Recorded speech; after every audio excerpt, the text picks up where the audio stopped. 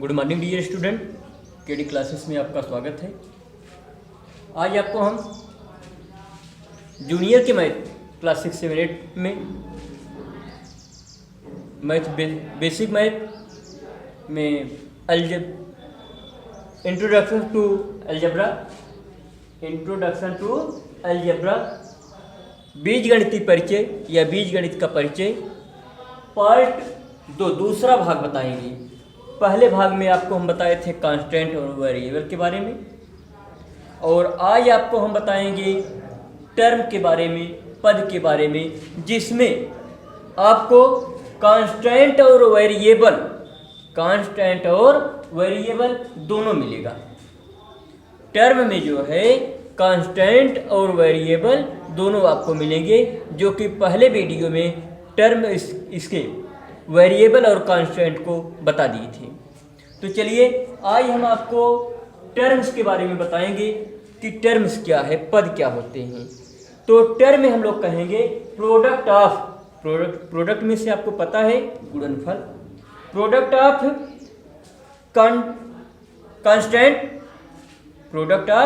Constant and variable.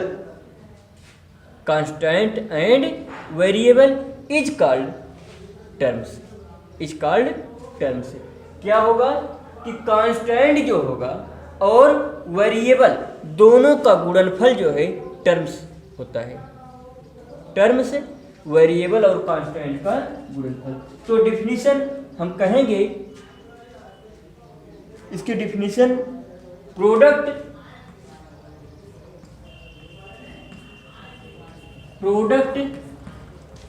A constant, product of a constant CONSTANT constant and variable product of a constant and a variable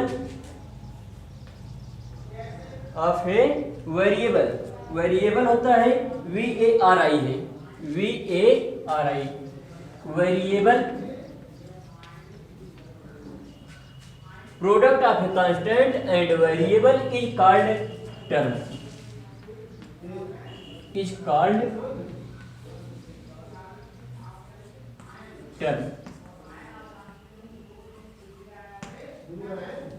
ठीक है। तो terms के बारे में आपको पता हो गया। देखिए इसमें कांस्टेंट भी आपको मिल रहा है, वेरिएबल भी मिल रहा है, तो दोनों का यदि गुणा करा दिया जाता है तो आपका टर्म कहलाता है, पद कहलाता है। तो इसमें जो है आपको हम बताए थे कि कांस्टेंट क्या है और वेरिएबल क्या है। कांस्टेंट और वेरिएबल के बारे में बताए थे। सिंपल से वर्ड में, साधारण शब्द में इसे हम कह सकते हैं कि कांस्टेंट यानी जो अंक होता है, नंबर होता है, उसे हम लोग कांस्टेंट कह सकते हैं।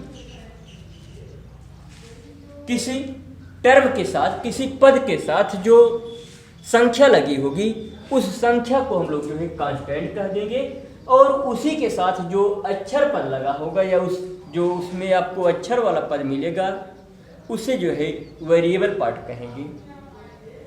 तो आपको यह पता होना चाहिए कि वेरिएबल क्या है और कांस्टेंट क्या है। वेरिएबल और कांस्टेंट के बारे में पता रहेगा तब उन दोनों का गुणनफल जो है टर्म्स होता है। तो आप बता सकते हैं कि टर्म जो है संख्या वाला पद होता है और वेरिएबल जो है अक्षर वाला पद होता है। अक्षर शब्द जो है वेरिएबल पार्ट है और संख्या शब्द जो है वह आपके कांस्टेंट है। तो जैसे अगर आपसे हम पूछें कि टर्म क्या हुआ, इसके एग्जाम्पल के लिए ले सकते हैं। एग्जाम्पल में ले सकते हैं 3 और यक्स। अगर 3 और यक्स का हम लोग मल्टीप्लाई करा दें, 3 और यक्स का गुणा करा दें, यह क्या हो जाएगा 3x। क्या बन जाएगा 3x। इसमें 3 आपका कांस्टेंट है और यक्स जो है वेरिएबल है, तो टर्म्स बन गया हमारा क्या 3x। दूसरा एग्जाम्पल ले लेते हैं 4x मल्टीप्लाई y ले लेते हैं, मल्टीप्लाई y। तो यहाँ देखिए 2 वेरिएबल पार्ट हमारा मिल रहा है, x और y। x और y, और एक कांस्टेंट पद मिल रहा है, वह कितना है 4, 4 है। एक कांस्टेंट पद है और 2 वेरिएबल पार्ट हैं, तो इसका गुणनफल हमारा बन जाएगा कितना 4xy। इसमें 2 वेरिएबल पार्ट x और y है और एक कांस्टेंट पद जो है कितना है 4 है।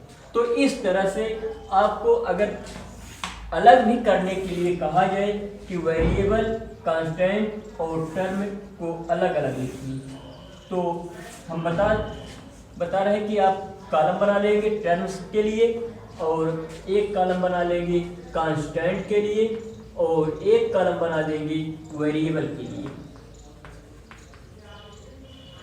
टर्म, कांस्टेंट और वेरिएबल के लिए जैसे अभी हम टर्म्स में, यह है आपका टर्म्स बन गया, पद बन गया, इसको लिख दिए यहाँ पर। तो अब अलग अलग इसे हम लोग लिख सकते हैं। इसमें कांस्टेंट क्या है हमारा 3 है, वेरिएबल क्या है x है।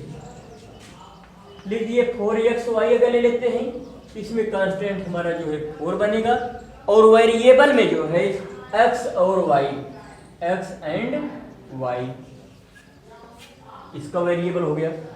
दूसरा पद लेते हैं 7y लेते हैं। अगर 7y लेते हैं तो इसमें हम लोगों को कांस्टेंट 7 और वेरिएबल जो है y मिलेगा।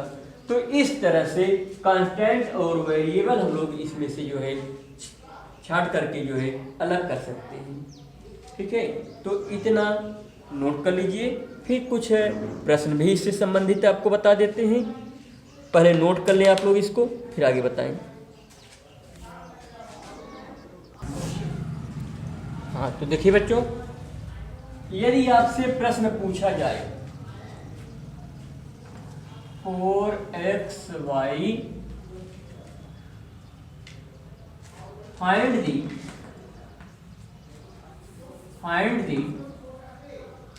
constant term,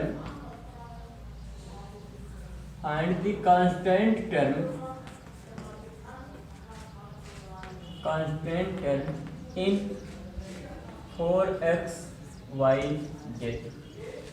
4xyz, find the constant term in 4xyz। इसमें जो है कांस्टेंट टर्म बताना है कि कांस्टेंट टर्म कितना है। तो इसमें आप लोगों को कुछ नहीं करना है, आपको कांस्टेंट टर्म बताए कि जो संख्या होती है, संख्या शब्द है, वह आपका कांस्टेंट है। तो इसमें कांस्टेंट आपको कितना मिलेगा 4। और यदि इसी में कह दिया जाए, क्वेश्चन बदल दिया जाए कि find the variable terms in the 4xyz, तो वेरिएबल टर्म्स में आप लोगों को मिलेगा x, y and z, x, y and z, यानी x और y और z। इसमें जो है 3 जो है वेरिएबल पद दिया गया है। कौन कौन सा है? x है, फिर y है और z भी है। तो दूसरा, अगर 1/2 करके लें x² y² z या x² z दे देते हैं, तो इसमें वेरिएबल टर्म्स आपका x और z है, x² z, और कांस्टेंट टर्म जो है 1/2 है। तो इस तरह से आपका जो है यह टर्म के बारे में हुआ। और टर्म से हम लोग कह सकते हैं कि पद, यह हमारा सिर्फ 1 पद का हुआ, 1 टर्म का हुआ। और 4xyz भी 1 टर्म का हुआ। 4x + y कर देते हैं या 4x + 7 कर देते हैं, यह 2 टर्म का हुआ, 2 पद का हुआ। इसमें कांस्टेंट हमारा 4 है, 4 और 7 है, वेरिएबल जो है x है। तो ठीक है, इसे आप लोग जानते रहे इस तरह से कि टर्म और वेरिएबल को अगर पूछा जाता है तो इस तरह से बता लें। फिर अगला स्टेप आपको बताते हैं। देखिए, अगला स्टेप आपको बताते हैं। अगला स्टेप है आपका अलजेब्रिक एक्सप्रेशन, बीजीय समीकरण। तो इसमें क्या होता है, बीजीय समीकरण में जो है कांस्टेंट और टर्म का जो है आपस में जो है मिलाया जाता है। किसको किसको? कांस्टेंट को और टर्म को, यानी पद होगा और उसके साथ जो है कांस्टेंट होगा, तो उन दोनों के मिलाने से जो बनता है वह अलजेब्रिक एक्सप्रेशन होता है। तो अलजेब्रिक एक्सप्रेशन में हम लोग कह सकते हैं कि N algebraic expression combination of a constant and term, combination of constant and a term is called algebraic expression। algebraic expression क्या है? combination of constant and term, constant and term is called एक constant होगा और term होगा, अगर दोनों को combination करा दिया जाए, दोनों को जोड़ दिया जाए, तो उससे जो मिलता है वह क्या होता है? अलजेब्रिक एक्सप्रेशन होता है। तो इसे हम लोग कह सकते हैं कि combination of a constant,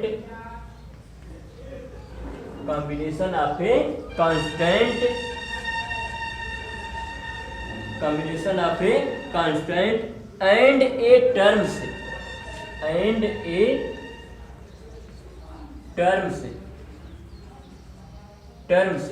is called algebraic expression। Algebraic expression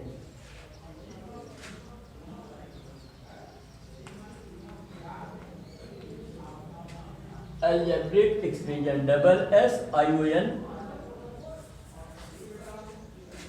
यहाँ आप लोग देख लेंगे AXPRESSION अलजेब्रिक एक्सप्रेशन। क्या हुआ कि combination of a constant and term is called algebraic expression. जैसे इसका एग्जांपल देखें, कॉम्बिनेशन ऑफ ए कांस्टेंट होगा और टर्म में आपका जो है कांस्टेंट और इसका वेरिएबल। टर्म में क्या होता है कि कांस्टेंट और वेरिएबल दोनों का प्रोडक्ट होता है, दोनों का गुणनफल होता है, तो वह टर्म्स बनता है। तो इसमें जो है अलजेब्रिक एक्सप्रेशन में जो हम लोगों को मिलेगा, टर्म और कांस्टेंट का जो है कॉम्बिनेशन होगा। तो अब इसमें टर्म में दोनों हमको मिल गया, एक तो कांस्टेंट मिलेगा और दूसरा जो है एक वेरिएबल मिलेगा। वेरिएबल और कांस्टेंट दोनों मिल करके यह कॉम्बिनेशन बनाएगा, किसके साथ है? कांस्टेंट के साथ। कांस्टेंट के साथ कॉम्बिनेशन किया तो बन गया 4x + 7। तो यह 4x + 7 जो है एक हमारा जो है क्या हुआ? अलजेब्रिक एक्सप्रेशन हुआ, बीजीय समीकरण हो गया। 4x + 7 अलजेब्रिक एक्सप्रेशन हो गया। दूसरा देख लें आप लोग, जैसे एक टर्म लेते हैं 2x और एक अगला टर्म लेते हैं 3y ले लेते हैं, इन दोनों को कॉम्बिनेशन करा दिया गया। 2x और 3y का कॉम्बिनेशन कराया गया तो मिला 2x + 3y। यह 2x और 3y भी जो है ये क्या है? अलजेब्रिक एक्सप्रेशन बन जाएगा। सही बेटो, बल्कि 3 कह दीजिए, y नहीं, गलती हुई। 2x + 3 भी जो है एक कॉम्बिनेशन हुआ, या इसी को कह सकते हैं 2 + 3y कह दें, यह हमारा जो है 2 + 3y भी एक अलजेब्रिक एक्सप्रेशन होगा। 2 + 3y, यहाँ हमको x नहीं लिखना चाहिए था तो x लिख दिए थे। 2 + 3y भी एक जो है हमारा इसका कॉम्बिनेशन होगा, किसका? अलजेब्रिक एक्सप्रेशन का। अलजेब्रिक एक्सप्रेशन बना। तो दूसरा एग्जाम्पल इसमें और ले सकते हैं आप लोग, जैसे दूसरा कोई ले लीजिए, एक जो है आपका टर्म बनना चाहिए 4m + 9 ले लेते हैं। यानी एक टर्म होगा तो उस टर्म, वह जो टर्म होता है उसमें हमारा वेरिएबल और कांस्टेंट दोनों मिला होता है, उसके साथ एक कांस्टेंट बनेगा, उसके साथ एक कांस्टेंट बनेगा। तो वह कांस्टेंट है और उसका टर्म का जो है कॉम्बिनेशन कराया जाता है तो वह क्या हो जाता है, अलजेब्रिक एक्सप्रेशन। ठीक है, तो इसे भी आप लोग नोट कर लें। क्या है, combination of a constant and term is called a algebraic expression. Algebraic expression example इसका 4x + 7, 2 + 3y, 4m + 9 आदि etc। ठीक, इतना आप लोग नोट कर लीजिए, फिर आगे बताते हैं। हाँ तो देखिए, इसी में अलजेब्रिक एक्सप्रेशन वाले में ही कभी कभी इस तरह से दे दिया जाता है, वेरिएबल एक्सप्रेशन दे देगा और उससे अलजेब्रिक एक्सप्रेशन बनाने के लिए कहेगा। वेरिएबल एक्सप्रेशन देगा और उससे कहेगा कि जो है इससे जो है अलजेब्रिक एक्सप्रेशन बनाइए। जैसे लिख देगा 7 is added to y। Question है आपका 7 is added, 7 is added to y। 7 का जो है y से ऐड कराना है, 7 इज एडेड टू y। 7 को जो है y से क्या करा देना है, ऐड करा देना है। तो इसका अलजेब्रिक एक्सप्रेशन जब हम लोग बनाएंगे, अलजेब्रिक एक्सप्रेशन जब बनाएंगे तो वह बन जाएगा y + 7। क्या बनेगा, y + 7। इसी तरह से दूसरा ले सकते हैं, दूसरे को कह सकते हैं कि 5 is subtracted, 5 is subtracted, 5 is subtracted from m, from m। 5 को जो है m से सब्ट्रैक्ट कराना है। किससे सब्ट्रैक्ट कराना है, 5 का m से कराना है, न कि m से 5 का। तो m से जो है, शायद उल्टा बोल दिए वीडियो में भाई, गलती कर दिए हैं। m से 5 को सब्ट्रैक्ट कराना है, कर देना है। m से 5 को करना है, 5 से m को नहीं करना है, 5 से m को करना है, m से 5 को करना है। तो देखिए भाई, बार बार गलती हो रही है, तो m - 5 होगा। m से 5 को सब्ट्रैक्ट कराना है तो अलजेब्रिक एक्सप्रेशन इसका बनेगा। अलजेब्रिक एक्सप्रेशन देखिए, शॉर्ट फॉर्म में AL एक्सप्रेशन EX डाल दे रहे हैं, तो अलजेब्रिक एक्सप्रेशन इसका होगा m - 5। इसी तरह से जो कुछ कहता है उसे कर देंगे। चलिए, इसके बाद अगले वीडियो में फिर आप लोगों को हम बताएंगे। आज की वीडियो में बस इतना ही छोड़ देते हैं। अगले एक्सप्रेशन में, अगले वीडियो में जो है इस एक्सप्रेशन से भी संबंधित कुछ बताएंगे और इसके आगे का भी कुछ आप लोगों को बताएंगे। ठीक है, धन्यवाद आप लोगों को।